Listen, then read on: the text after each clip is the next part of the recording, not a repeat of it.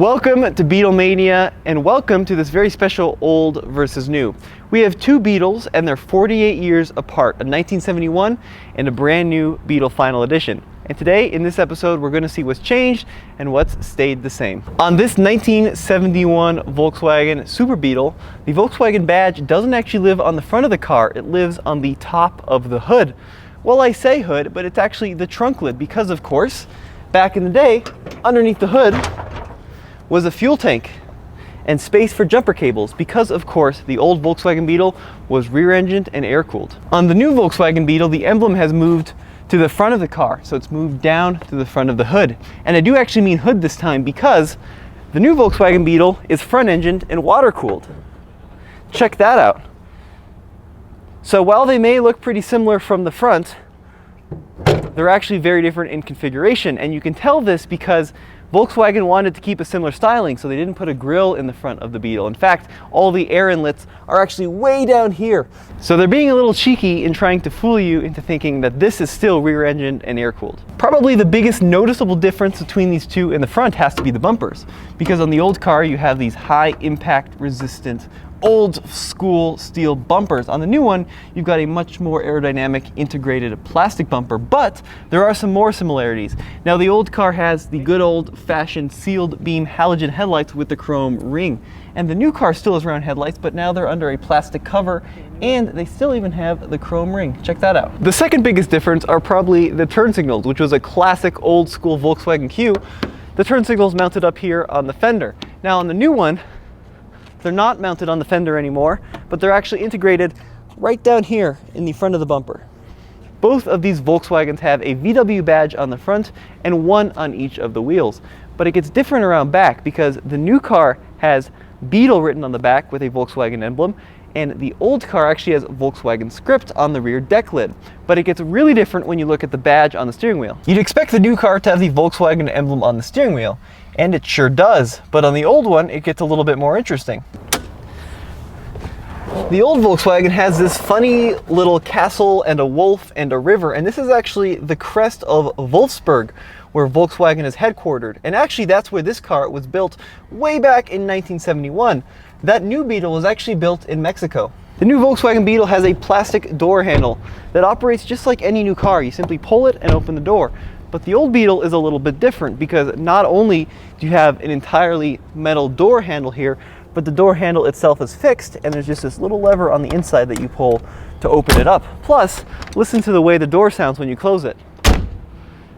Very different, very solid. In this little area, we see a lot of old school goodness you don't get on the new car, such as drip rails for the rain. You have old school vent windows or corner windows. You also have an old school antenna, and you have this little itty bitty mirror. And I do mean mirror because the old Volkswagen only has one on the driver's side, which was I guess a way of saving costs back in the day. The new car may not have a vent window, but it does have 2 times the mirrors, which is good at 2, and it may not have drip rails down the side here, but it does have a sunroof. One thing that probably is an improvement is right here, which is the shark fin antenna, because it makes a significantly less amount of noise than the old school kind. In the back of the old car, probably no surprise to you out there because they built 21 million Volkswagens, but there is a 1600cc Boxer 4-cylinder air-cooled engine, and this is called the deck lid actually because it's not a trunk, it's not really a hood, it's a deck lid.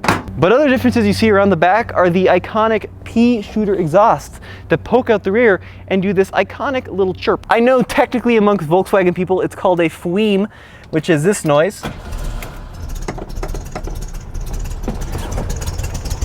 But for all intents and purposes, I like to think of it more as the classic Volkswagen chirp.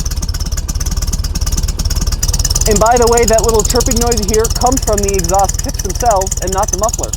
In the back of the new Beetle, you'll find a considerable amount of space, but unfortunately no engine, because the new Beetle is a hatchback, which is certainly better for carrying large items, but not as much fun. Also not as much fun are these exhausts, which poke out down the side here.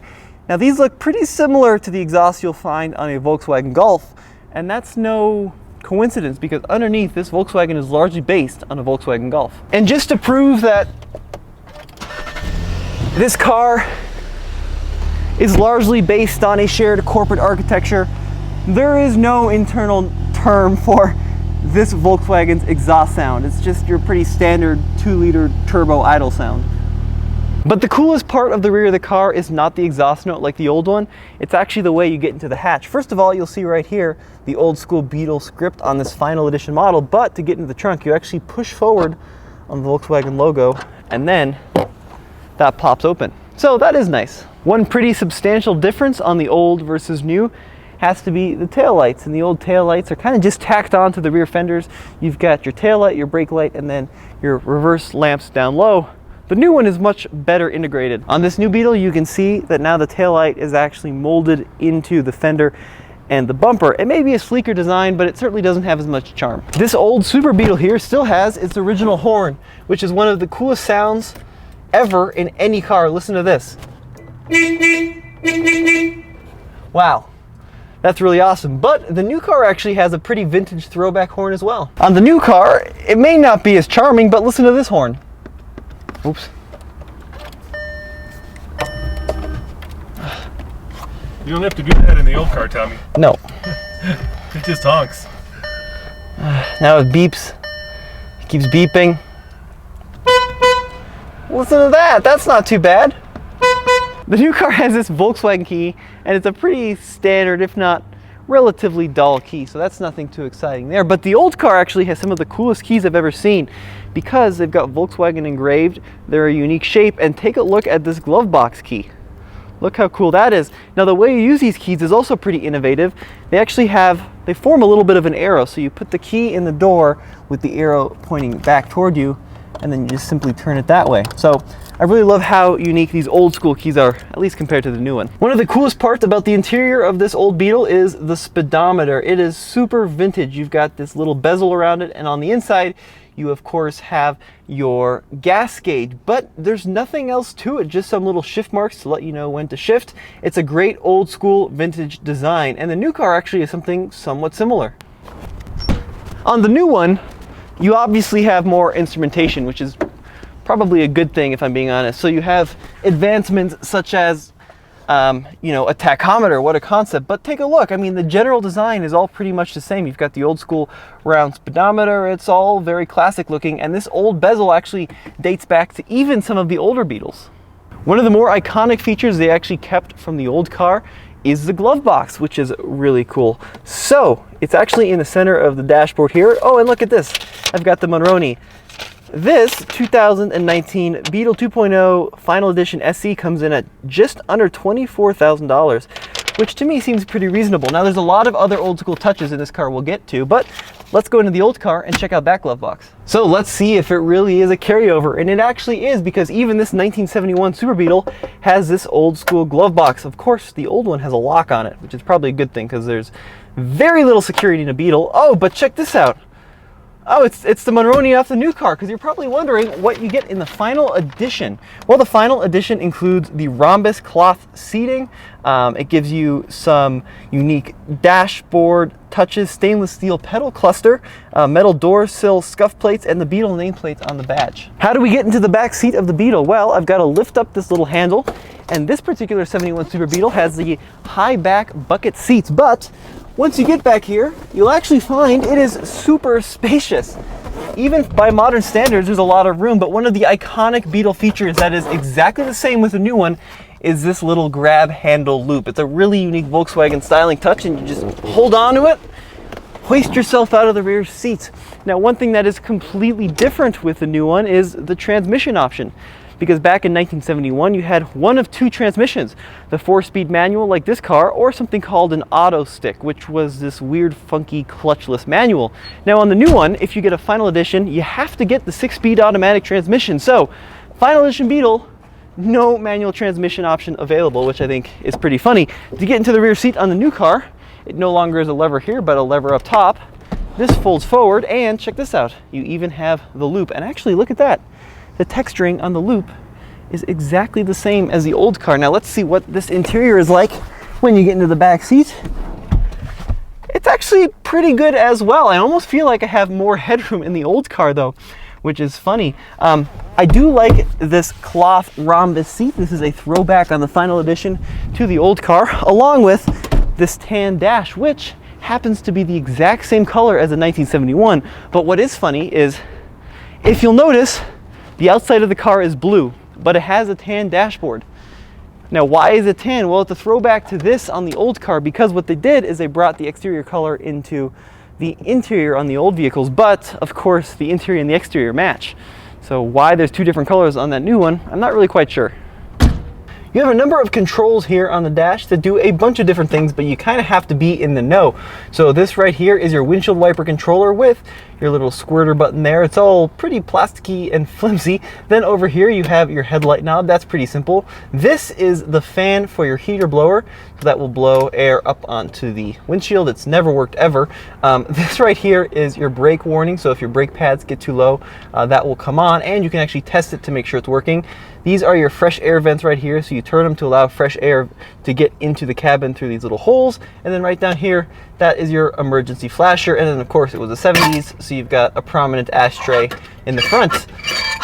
And that right there is all the controls inside a Volkswagen. Oh, except for one more really cool one, which is actually down here, because this unlabeled lever, that opens up your fuel filler. And yes, that of course means that your fuel tank is actually in front of you, pretty much actually right where my knee sits here underneath the dashboard. Now you do have many more conventional buttons inside the new Beetle. So you have automatic climate controls with air conditioning, heated front seats here. This is all pretty standard. Over on the left you have your light switch for on and off, of course regular windshield wipers and turn signal stocks here, but this is kind of unfortunate. On this SE here, we're missing a lot of different buttons, it looks like. Now the new Beetle still has its fuel filler on the right side of the vehicle, but it's not quite as interesting, if not probably a little bit safer. I do like this though. Check this out.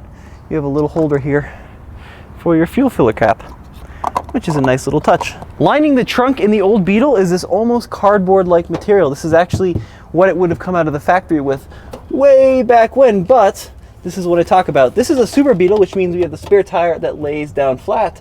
And this is indeed a full-size spare tire. Now you're probably wondering, what's this little tube do?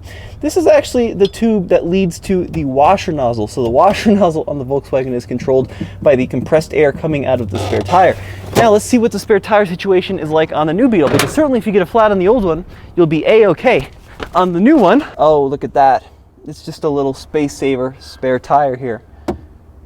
That's a bummer. And another kind of a bummer that my dad pointed out a little bit earlier was actually the way these seats fold, because when they fold down, you've got this big lip here and this big old hinge that just sticks out right in the middle of the way. So certainly more practical than the front in the old Beetle, but still not all that well designed in my opinion. I should probably elaborate what I mean about the windshield squirter system, because it's pretty bizarre on the old one. You've got a reservoir right here that contains your fluid, and then you've got this tube that actually goes to a little valve, which is pretty much the same thing you'd find on a bicycle. From there you've got another tube that actually leads to, check this out, another little hose that would screw onto the spare tire here, and then you can hear it hiss. That then pressurizes the system, and then I push a button on the dash which takes the pressure from the spare tire that is then pushing down on the fluid and squirts it out on the windshield. It's a great idea in theory, but in practicality what it means is your spare tire is always going flat, because the little backup system that stops the air pressure when it gets to a certain PSI fails, and then you have no windshield fluid and you have no air in your spare tire. Nothing. Oh yeah, look at that, actually it is squirting. There you go. So that's how your spare tire squirter system works. So you're probably wondering which one I would take. Well, I'll give you a hint, because I just bought that old one from the company for just over $4,000. So that one is my favorite of the two. But let me know in the comments section below, which one do you prefer? As always, this is Tommy with TFL Classics, and go back to tflcar.com for more news and views and real world old versus new reviews.